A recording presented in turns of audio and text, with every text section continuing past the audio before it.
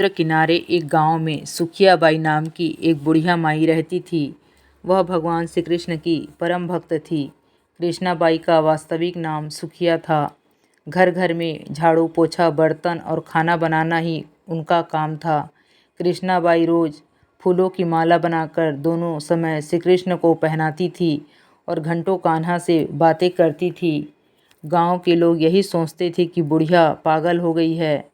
एक रात श्री कृष्ण जी ने अपने भक्त कृष्णाबाई से कहा, कल बहुत बड़ा भूकंप आने वाला है, तुम यह गांव छोड़कर दूसरे गांव चली जाओ।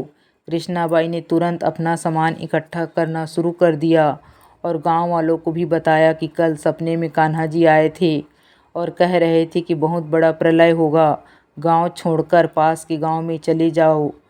अब लोग उस बूढ़ी पागल की बात कहाँ मानने वाले थे। जो सुनता वही ज़ोर ज़ोर से हंसने लगता था। कृष्णाबाई ने एक बैलगाड़ी मंगवाई, अपने कान्हा की मूर्ति ली, सामान की गठरी बांधी और गाड़ी में बैठ गई।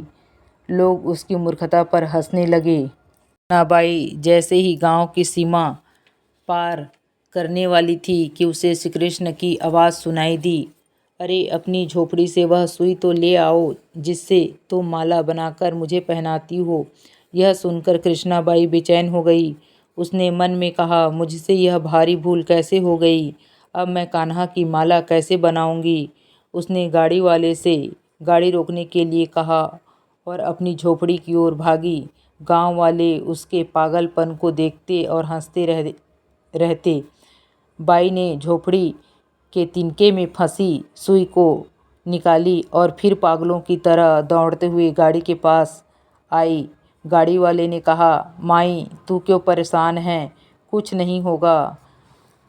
सुखियाबाई ने कहा, अच्छा अब जल्दी चल और गांव की सीमा जल्दी पार कर। गाड़ी वाले ने वैसा ही किया। अरे ये क्या, जैसे ही गांव की सीमा पार हुई पूरा गांव समुद्र में समा गया और सब कुछ जलमग्न हो गया। और गाड़ी वाला भी अटूट कृष्ण भक्त था। भगवान ने उसकी भी रक्षा की और कोई विलंब नहीं किया। जब तक उस भक्त की एक सुई उस गांव में थी, पूरा गांव बचा था। इसलिए कहा जाता है, भारी बदरिया पाप की बरसन लगे अंगार, संत न होते जगत में जल जाता संसार। अर्थात इस दुनिया में संत और अच्छे व्यक्ति न होते तो यह संसार कब का नष्ट हो चुका होता।